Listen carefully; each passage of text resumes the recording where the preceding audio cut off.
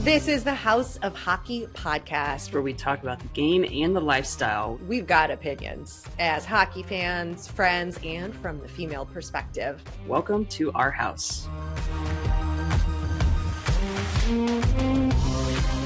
Welcome to the House of Hockey podcast. This is episode 178. Let me move my mic a little closer to my face. My name is Ray. I'm one of your co-hosts. Breezy, as we know, is still on the long-term injured reserve list for the podcast. She's doing just fine, though. Today, no guest co-host, but we are having a guest, a returning guest, Frank Longo. He is a scout for the Kenai River Brown Bears in the North American Hockey League, hashtag Brown Bear Nation. He's also the owner of Gremlin Goaltending. I'll ask him to fill you in on what all that is that he is doing outside of the scouting world. Frank was on episode 102, and at that time, he was an assistant coach and goalie scout for the varsity women's hockey program at Nipissing University. Did I say that right? Yep. Yeah. Pronunciations are not my forte here, as everybody knows as they listen. And he was doing goalie scouting and independent scouting and all kinds of stuff. So we are thrilled to have you back, and you're in a new position. Welcome. Yeah, thank you. Glad to be back and have another chat here. So excited to get going. Yeah. Tell me about this team that you are now scouting for. We were talking a little before we started. They're in Alaska. You obviously, as a scout, don't have to be physically in Alaska with the team necessarily for day-to-day activities. But what is this team all about, and what's their identity for people who don't know? And I mean, it's incredible in Alaska. You know, that seems like so far away and remote and different, even though it's part of the United States and it's, you know, right there by Canada. But what is that all about there? Yeah, so they play in the North American Hockey League, like you mentioned there, and they've been around, I believe, since 2007. So they're kind of one of the, you know, not older teams. That league's been around for a while, but they've been, you know, around for a decent while. So, you know, they get a good fan base, average around, I think, 2,500 a game. Obviously not too much to do besides hunting and fishing up in Alaska. So, I mean, the whole town kind of rallies around them. And obviously you have the two other Division I schools there, University of Alaska Anchorage and Alaska Fairbanks. So a lot of hockey up in Alaska, which is great. It's good for the program. It's good for just the sport in general, just being able to get all the way up there, up north. But yeah, I'm the Canadian scout for Kenai River Brown Bears.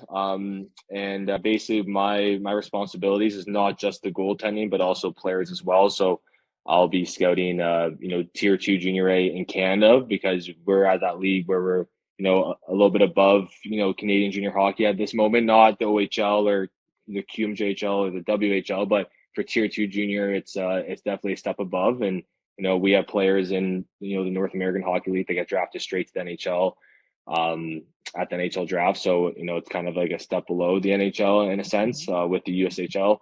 And it's historically known for the NCAA Division I commits. So they get a lot of commitments out of this league. And actually, I had one of my clients, I think I mentioned him last time I was on the show, Greg Orzo. He's actually at University of Alaska Anchorage as a freshman. So he got a scholarship after I coached him at Stansted College in Quebec, played for Odessa and Aberdeen in the North American Hockey League, and then he got his scholarship. So just a kind of an example of, you know, a player that's moved through the process and got there. And yeah, it's definitely an exciting opportunity. Yeah. That's exciting.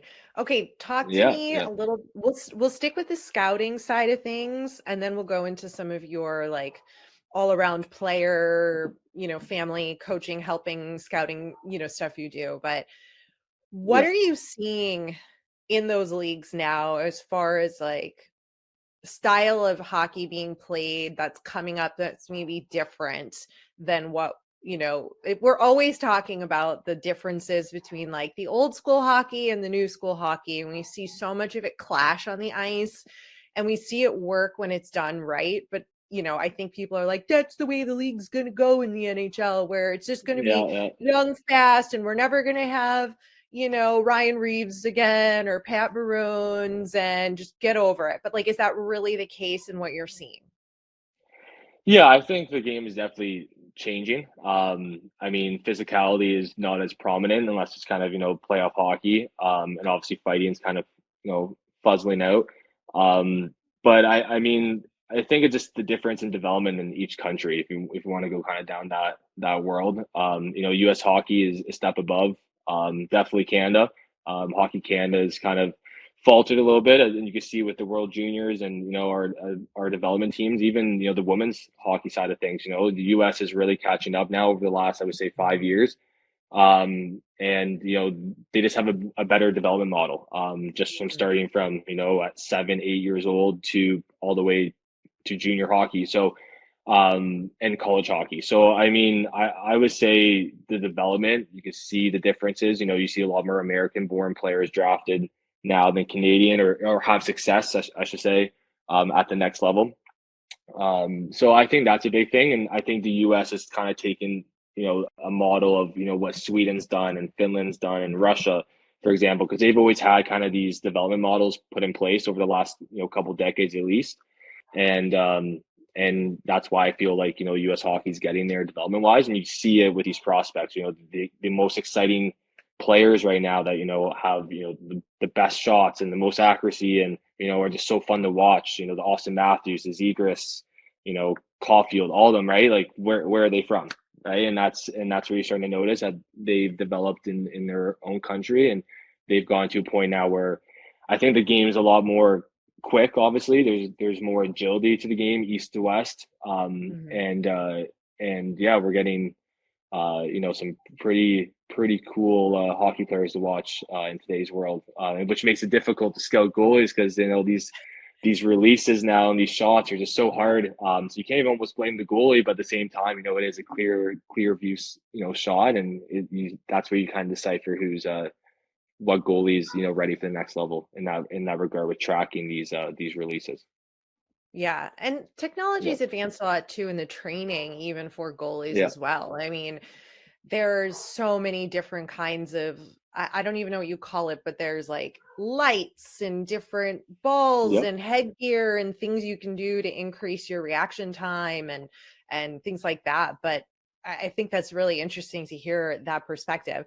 When you say things are going quicker and faster, I think something that's really thrown a curve into fans' thoughts is the Matt Rempes of the world. Rempe, like Yeah. of the Yeah. Rangers, right? You see, like, all of a sudden, we haven't seen a guy like this who's young coming into the league. Yeah, he might not be staying, beyond playoffs, but he's gigantic and he's still got Yep. enough skill to be able to do this, but he's injuring people because of his height and his size, not necessarily on purpose, but just due to his nature, or at least that's what I want to believe about him. But I don't think Yeah. he's doing anything malicious out on the ice, really. But what does that look like, though, then in the future? Like, how are we training these younger, faster, skilled players to handle these big guys? Because, like, they're still going to be dealing with it, even just in size.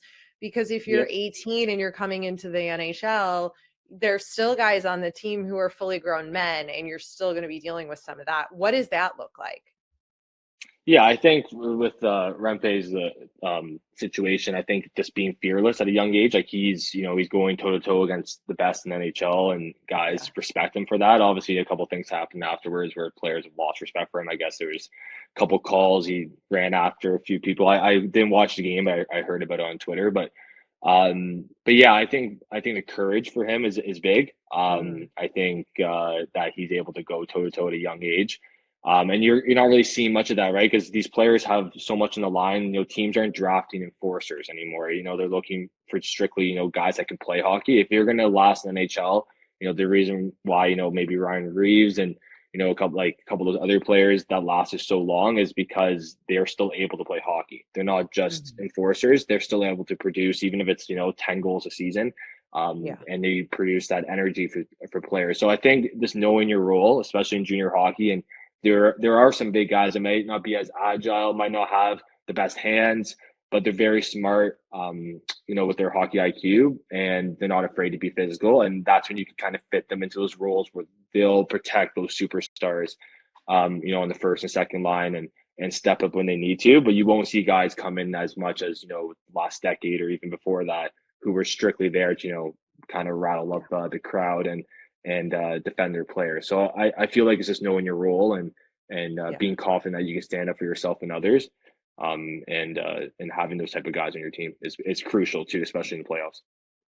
It is. It's hard to deny, though, how much the fans love the enforcers and the fighting and the Rempies of the world, though. Because, like, Yeah, this kid blew up the internet and everybody is talking about him, and nobody had ever heard of him before. And yeah. I think we crave that as fans, wanting still to see that in a game. I mean, will there still always be a place for it? Yeah, I think there always will be a place. It's kind of the same thing as artists that have the one hit wonder. They have two Yeah. good songs, and that's pretty much all they kind of produce. Like that might be what his career is. He hasn't really produced the in the hockey sense things. He's also got the crowd. He's got his name out there fighting. But how long are you going to be able to maintain that to keep a career in the NHL now? That's the question. I think for him is focusing on actually playing the game now. He got his name out there. People are looking at him. But at the end of the day, I'm not saying this is what's happened so far, but if he starts being a -3 and every game and just can't keep up in the actual game itself, then I think that's going to hurt him. And you might see a guy like him fizzle out. Again, it's too early to tell. He has a lot of potential. Big guy. Obviously, they saw something in him when they drafted him. It's just a matter of him getting back to that and being effective, right? Like you have guys like Matt Tkachuk, right, in Florida. Like that guy's a little pest. Brad Marchand. He's not very big, but he's a pest. But these guys can play hockey. That's the difference, right? They can get under your skin. They're not afraid to fight. But they can also play the game.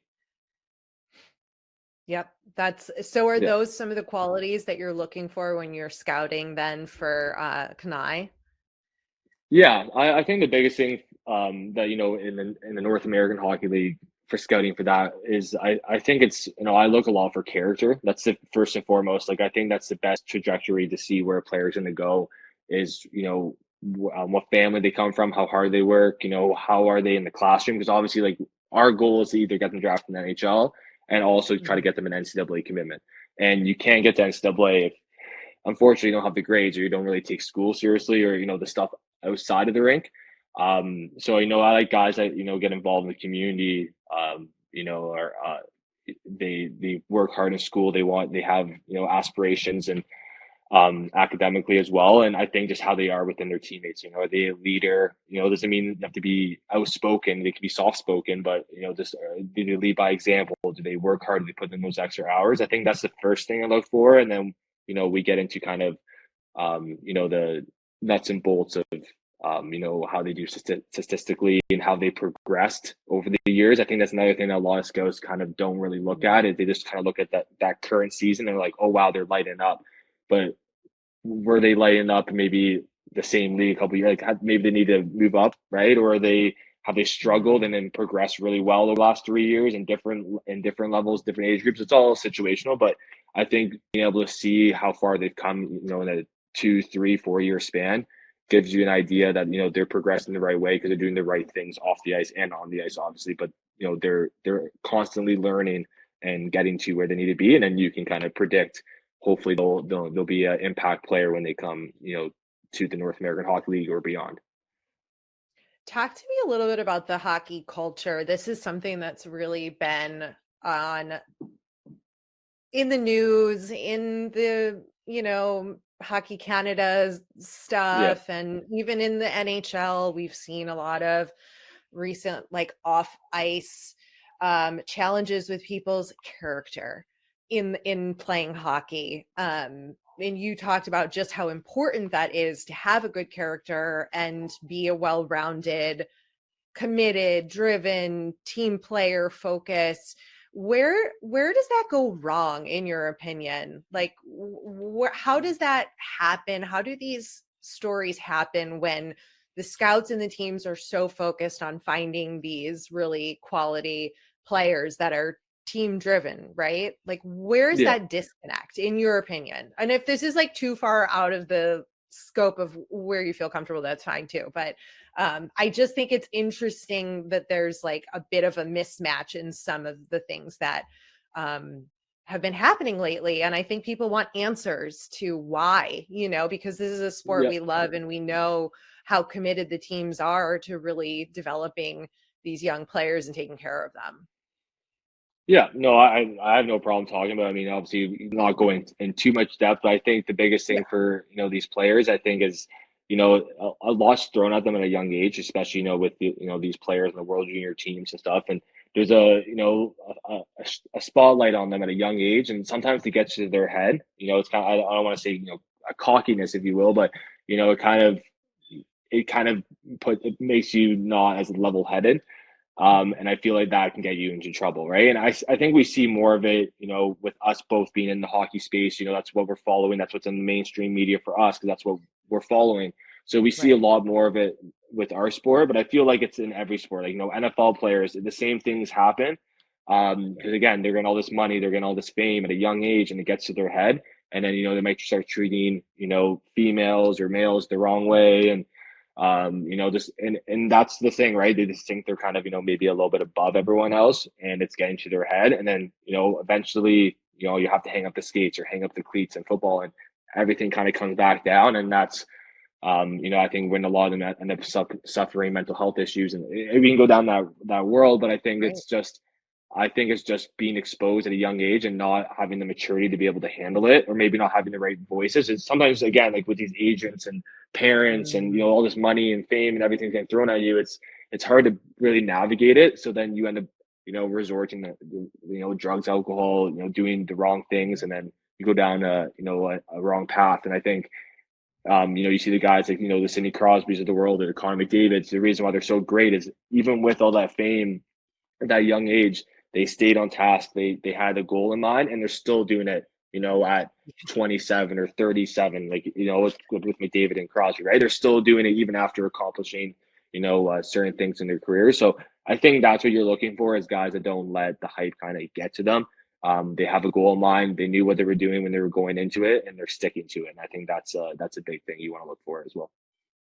How do you teach that and implement that into the players that you do scout? And then even in some of the work that you do outside of the scouting, how do you how do you get that through a parent's head, or how do you get that through a player's head and him or her's head to teach them that this is like a really important lesson to learn and character to build and that kind of thing? Because that's not something that you can just that's something that has to be learned, I think, for a lot of people, because like you said, they are so young. They're so young and when they get started, so many of them.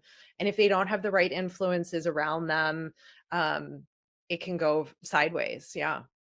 Yeah, I think it's just finding what drives them. I think it gets a little deep, but when they get to that level, you kind of have to. It's sink or swim at that point. You got to go either down one path or the other. It's, like, for example, if you're in your OHL draft year, or if you're in your USHL draft year, like, there's certain paths, and I think it's the question I always ask my athletes, and sometimes it catches them off guard. I give them a couple days, think about it and write it down. And it's, how do you want to be remembered in this game? Like, how do you want to be remembered? What legacy do you want to leave?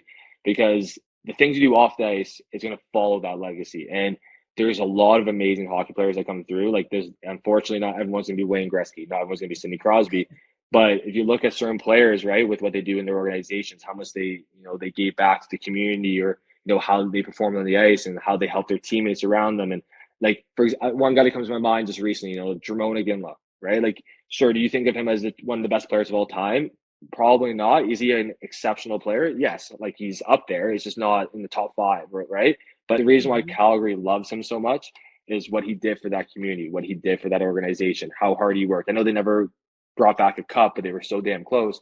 And that's just like one example of a player, right, that his legacy is what he actually did off the ice just as much as he did on the ice. And that's kind of what you have to start thinking at a young age, is year by year you want to keep producing those results where and it's only going to help the organization, right? Like, you're producing these results for these players, these fans and these people that you interact with in the community that want to come and support the team more, and it gets more of a fan base going. Like, it's all kind of like a plan, right, in within the organization. And I think that those players that understand at a young age is the players you want on your team, because they have the skill set. They've done it before, maybe with a junior organization that's, anywhere in North America or even in Europe. And then when they come to their their NHL organization, they know what to do to keep it going. And the thing is, not everybody's going to win a Stanley Cup. Those odds, which Yeah. I don't have in front of me, are probably really low. And to be able to make a lasting impression and a legacy, not just on the ice I mean, we were talking about this with Henrik Lundqvist. Like, he doesn't have a Stanley Cup, but the man is a legend for everything he does, right? Yep. Exactly. Yep. And that's what I mean, right? And even Longo never won a Stanley Cup, right? He's in the Hall of Fame Mhm. already. And obviously, he was amazing off the ice as well as on the ice, obviously with his performances. But that's another example, right? There's a lot of guys. Curtis Joseph, if you want to go really back a little bit there, right? Like, I know these are goalies, but there's a lot of players as well. We can go down the list, but that make an impact. They just couldn't seem to win the Stanley Cup, but they'll be remembered in their organizations for a long time because of what they've Yeah. been able to do, right? So, What do yeah. you think of that two goalie system that's played, like the AB goalie and system in the NHL? Yeah, I think personally I like it. I think it's great during the regular season. The game, like, I think we talked about this even 2 years ago. Like, I think the game is getting really hard on goalies' bodies, especially the way it's played. With the post play, the RVH, we can get all into the technical side of things with it, but really tough on the hips, tough on the knees, obviously ankles, and even mentally, right? They play 82 games. I can't believe goalies used to play 72 games out of the 82, right? Like, like, again, going back to Luongo, Kippersoft, Broder, like those guys play a lot of minutes. And I think having two guys you can trust, especially with injuries, or if one guy's kind of on a cold streak, you can go back to the next. I think having two is really important. And then when you get into the playoffs, I think, if one guy's, you have a good sample size too, right? If they both Yeah. split 50-50, it's 41 games each. You get a good sample size of who's really been, the better goaltenders of the season. And then you might start him game one. And if he goes on a tear, you just keep going with him.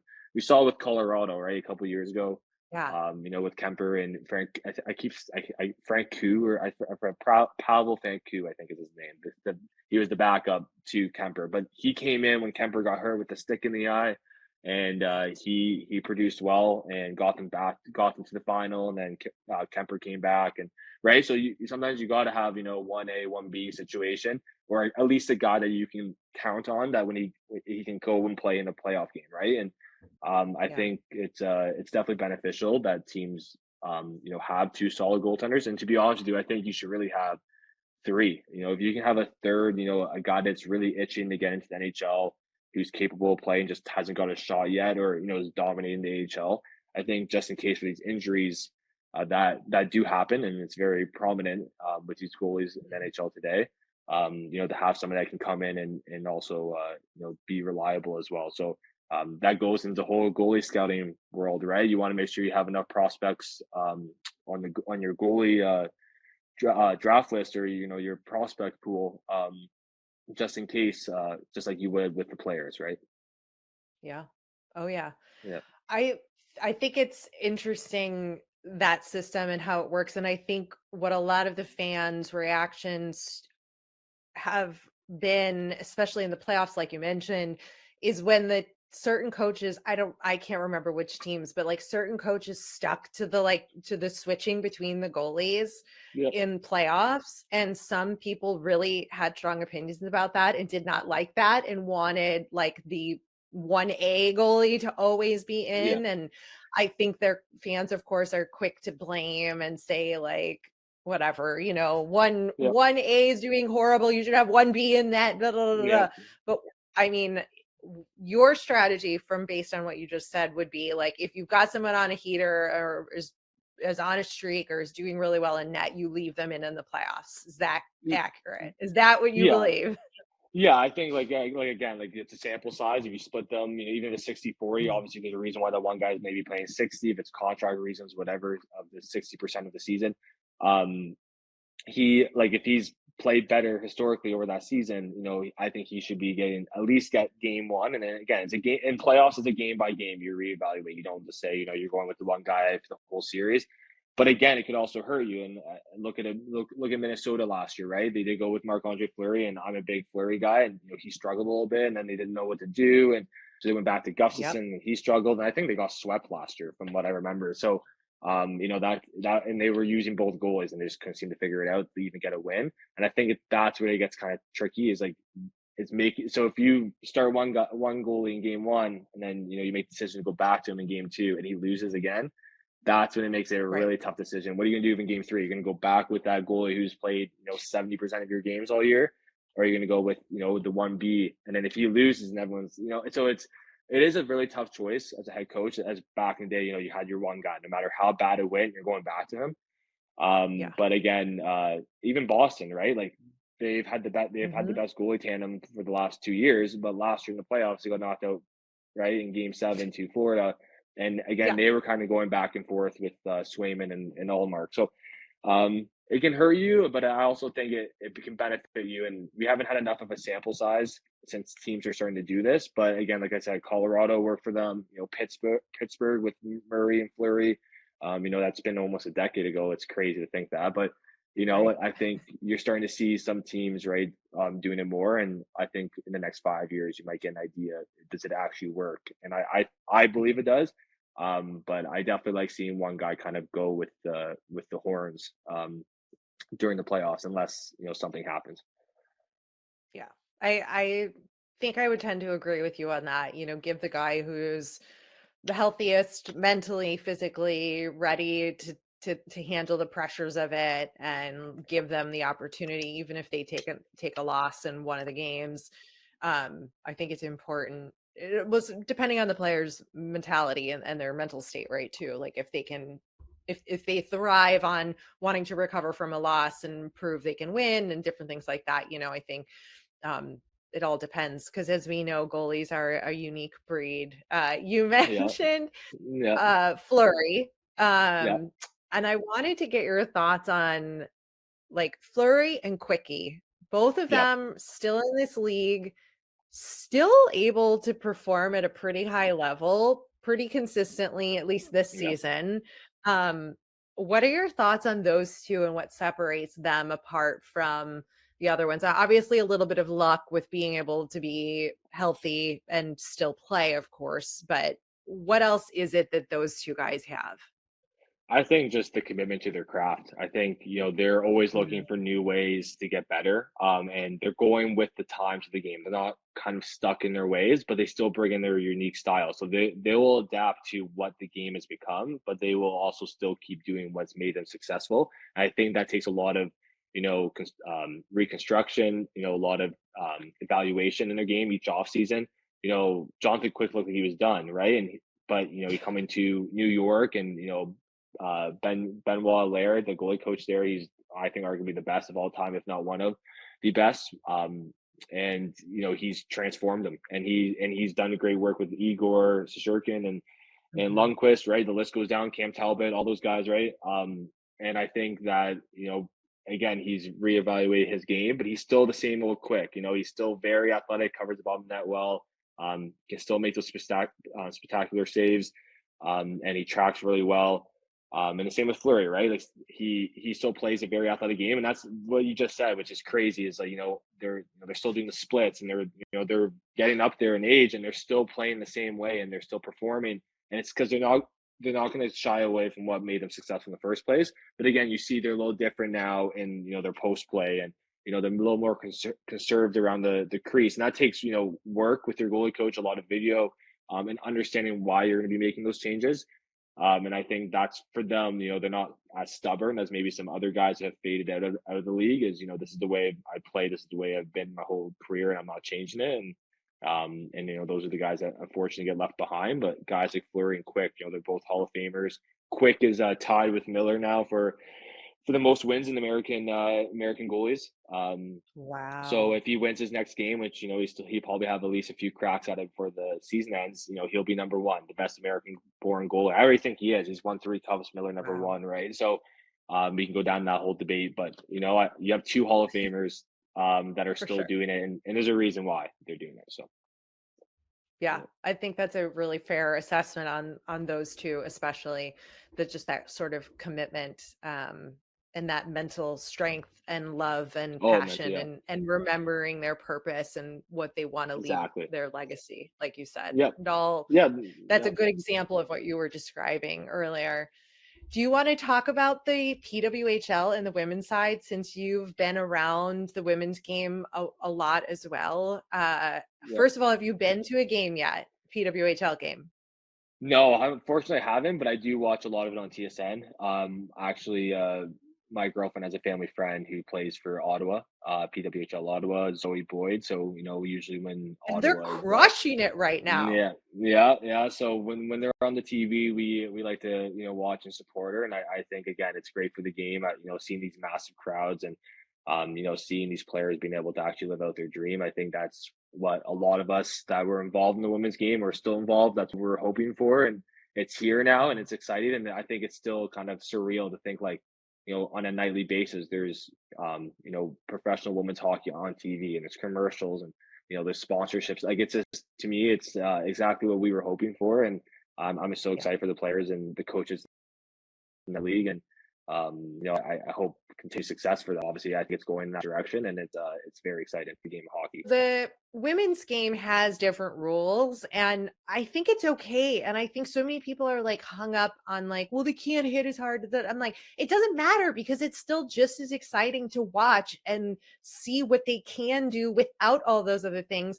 And we've now gotten players who've gotten suspensions for like bad hits and for like fighting and Yep. stuff in the league. Like it's happening and it's still just as exciting. So what do you say to those haters who are like who don't get it? Because I don't think people get it yet.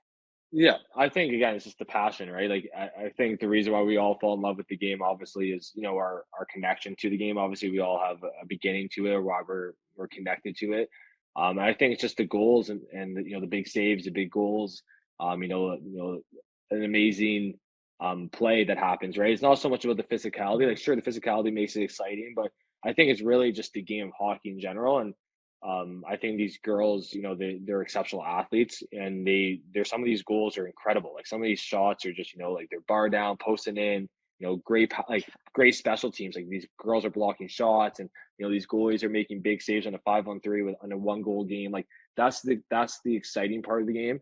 And I think that's what we need to focus more on. And I think honestly, some of these rules you might see in the PWHL might even translate into the NHL one day, right? Because some of them are pretty cool. I don't know them, and I don't know why. I don't know them to a certain extent, but I heard that the overtime rules are pretty cool. And I saw on Twitter they might NHL start doing them, and I haven't really been able to look too much into the PWHL overtime situation Mhm. there. But I mean, they're saying it'd be something cool for the NHL to kind of look into. So I mean, that's just an example right there, right? They're maybe beyond beyond the time of hockey as of right now, and it might even start going in that direction with all leagues in hockey, professional leagues in hockey. So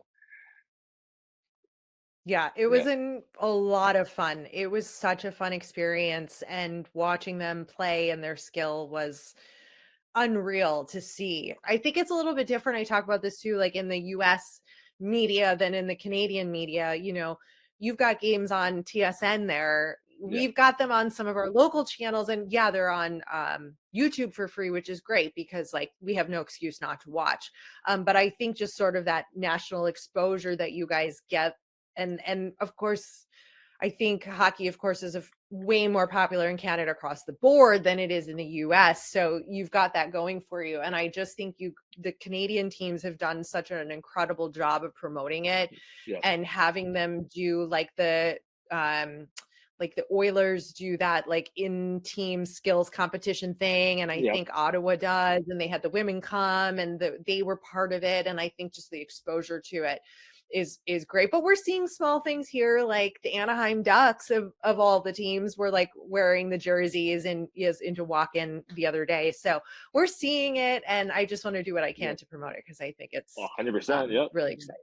Yeah, yeah, I think the T Comper and his sister they did something where they Mhm. played the same day, and he wore her jersey into the rink, and she wore his, and I know a few more of his teammates also wore her jersey. So I think it's cool that you see the NHL and NHL players and PWHL players, kind of supporting each other. Because again, it's the same game. Sure, there's a couple of rules that might be a little different, but at the end of the day, it's the same game, and that's what we all love. And again, I think it's great that they continue to grow it that way and get these phenomenal athletes their names, right. Those are the ones on the back of those jerseys.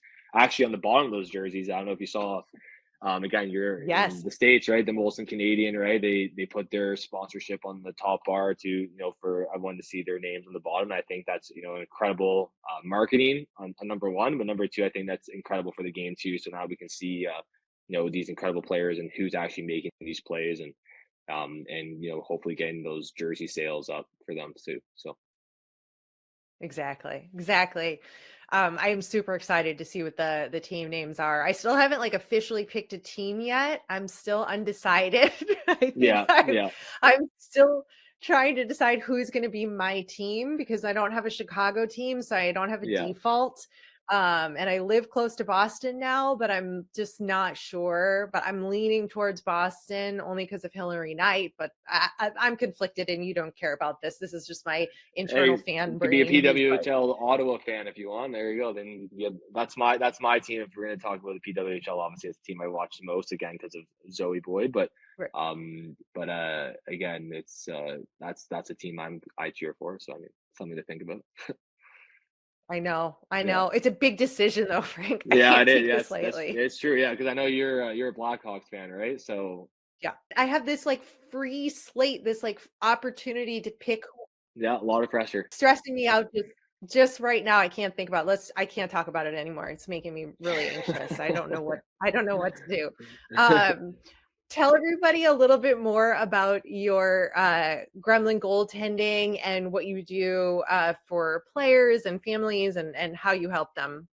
Yeah, so I work with different AAA organizations around the Greater Toronto area. That's where I'm located now. So, for example, coaching different teams in different areas. Again, you wouldn't know where they are, so I won't get too depth. But they're AAA programs, and I'm a part of their goaltending development. So I'll be their goalie coach for the season, and building those partnerships within the communities again.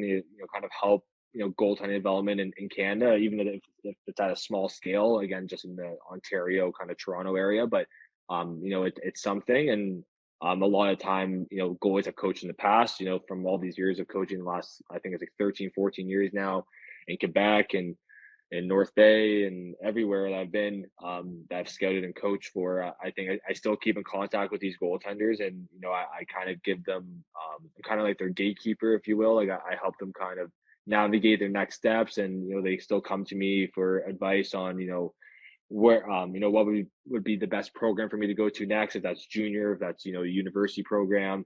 Maybe they're struggling mentally throughout their season, they're in a slump, they might give me a call, we'll jump on a Zoom call, go through video.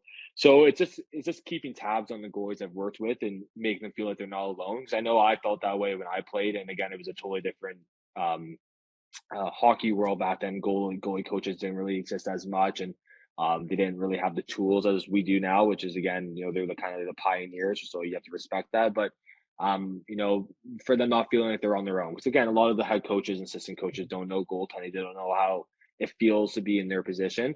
So to have somebody that they can call upon, and I'm not there to take their money. Like, this is just, again, relationships. It's free. This consulting and family advising. I'm not one of those family advisors that, if I get you to a program, I charge you a stupid amount of money to do basically nothing. For me, it's I wanted, because I want to help grow the game. I care about each and every goaltender that I built a relationship with, and I want to help them get to the next level. So I'll do whatever I can with my network. Obviously, with what I've learned over the years from my mentors, and hopefully I can put it into their game, even if it's through video, or just from a phone call to help them kind of get out of that slump and also get to the next level. I think it's great what you do. So if people want to connect with you, I'll put your links in the show notes so they can connect with you on Twitter or your website, and get in touch with you if they're interested in working with you. And yeah, for sure. I think we've covered it all. Yeah. We've covered a lot. So yeah. Thank you for letting me ask all my millions of questions about everything to do with all of the sport. It's really nice to talk to somebody on the inside of the game and who's seeing things up front and get your opinions and thoughts on the game that we all love. So thank you, Frank. No, thank you again. Yeah, I appreciate your time. And the game's always changing, so there's always something to talk about. Thanks for coming over to our House of Hockey podcast and hanging out with us. We'll be back next week with a brand new episode. And in the meantime, you can follow us on social media. Just look for House of Hockey podcast. We'll be back next week.